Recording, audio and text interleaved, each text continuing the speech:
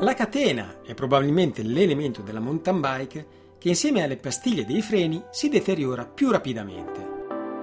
Attenzione, perché una catena deteriorata potrebbe rovinare i denti delle corone dei pignoni, costringendovi a sostituirli ed a sborsare un bel po' di soldini. Non solo, ma la catena potrebbe improvvisamente aprirsi nel bel mezzo di un giro, come mi è già successo un paio di volte. Se siete fortunati e riuscite a ripararla, una volta a casa è consigliabile sostituirla immediatamente. Individuare la catena giusta richiede un po' di infarinatura, perché molti non hanno ben chiaro come debba essere fatta la scelta. Se in base al numero dei pignoni della cassetta, oppure in base al tipo di guarnitura tripla, doppia o monocorona, oppure in base alla lunghezza della gabbia del cambio. Insomma, la confusione è tanta e peggiora una volta che identificata la catena troviamo modelli con prezzi che vanno da pochi euro fino a 70 euro.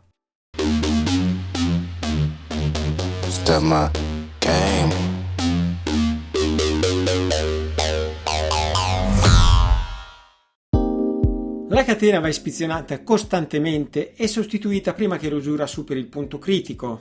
Esiste uno strumento chiamato calibro per catene che misura l'usura della catena e costa veramente pochi euro. Il link lo trovate in descrizione. Lo si usa posizionando l'aggancio su di una maglia e portando il tampone da 0,75 all'interno della maglia.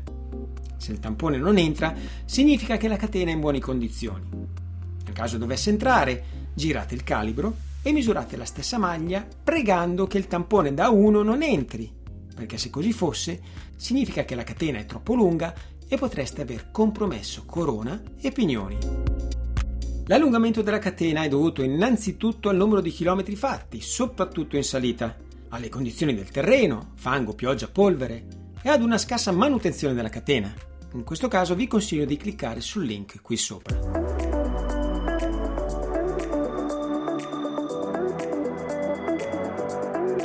Per la scelta della catena della mountain bike dobbiamo solo sapere il numero di velocità del nostro pacco pignoni. Il numero di corone o la lunghezza della gabbia non influiscono nella scelta. Una volta trovata la catena potreste notare che ne esistono di diverso prezzo. Questo è dovuto dal fatto che le catene possono avere peso e scorrevolezza diverse o presentare rivestimenti per una maggior durata nel tempo. Le catene leggere presentano maglie interne o esterne forate, oppure con perni di fissaggio vuoti. La resistenza della catena quindi può variare in base al disegno, struttura e materiale. I materiali di costruzione sono per quasi tutte in acciaio. Per quelle superleggere, i perni passanti sono prodotti in titanio. Alcuni produttori utilizzano il nitruro di titanio, dalla colorazione dorata, perché può resistere alla ruggine e offre una maggiore scorrevolezza. La cosa migliore sarebbe acquistare la catena progettata per la vostra trasmissione, in quanto è quella che chi ha progettato il gruppo ha ritenuto la migliore per il gruppo stesso. Altrimenti rischiate di annullare la ricercatezza meccanica di progettazione della catena stessa.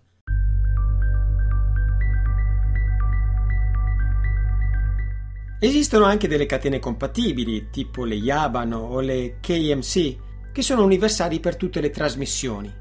Anche in questo caso basterà scegliere la catena in base al numero di velocità. Le catene sono ormai quasi tutte dotate di falsamaglia, che però deve essere della stessa tipologia della catena, quindi se avete una catena a 11 velocità non potete utilizzare una falsamaglia prodotta per le 12 velocità. Durante le uscite non scordatevi mai di portare una falsamaglia di riserva, vi può salvare il giro. Vi consiglio vivamente di dotarvi di un tool per aprire o chiudere la falsamaglia, alcuni link li trovate in descrizione. Nel caso foste in giro, per aprire la falsamaglia potrebbe bastare una semplice stringa per le scarpe. Andiamo ora a vedere 7 punti importanti da sapere assolutamente sulla catena.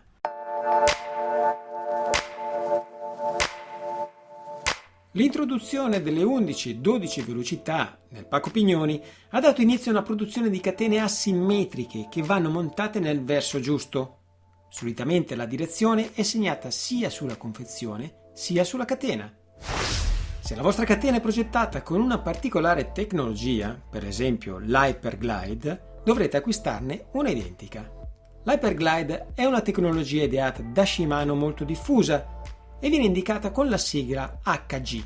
Questa tecnologia permette alla catena di agganciarsi su due pignoni nel momento della cambiata, permettendo una cambiata più fluida e meno brusca. Una catena costruita con la tecnologia HG è riconoscibile perché la sigla è impressa sulla maglia della catena. La catena dovrebbe essere sostituita ogni volta che si cambia la cassetta. I pignoni nuovi con una catena usata potrebbero saltare o non agganciarsi correttamente. Viceversa, sostituire la cassetta quando si cambia la catena dipende dall'usura. L'ideale sarebbe cambiare entrambe contemporaneamente. Alcune catene non hanno la falsa maglia. È comunque possibile montarne una compatibile al numero di velocità, quindi se la catena è da 12 velocità, la falsa maglia deve essere da 12 velocità. Per montarla basta accorciare la catena di una maglia e montare la falsa maglia. Per pulire la catena non è indicato aprire la falsa maglia e togliere la catena, soprattutto perché alcuni link sono monouso. Quelli riutilizzabili sono contraddistinti da una R. Le catene acquistate sono sempre più lunghe di quello che serve, quindi come si fa a stabilire quale sia la lunghezza giusta per la nostra bici? L'argomento richiede un video a sé, quindi se siete interessati cliccate sul link qui sopra. Una delle poche misure standardizzate nel mondo della bicicletta è appunto quella della lunghezza della maglia della catena, che per tutte le catene esistenti al mondo è pari a 1 pollice, pari a 25,4 mm. E con questo è tutto. Se avete trovato inesattezze o volete aggiungere informazioni aggiuntive riguardo a quanto detto, sentitevi liberi di commentare qui sotto, in modo da aiutare la community di MTBT a capirne un po' di più. Come sempre, grazie per la visualizzazione e ci vediamo alla prossima. Ciao!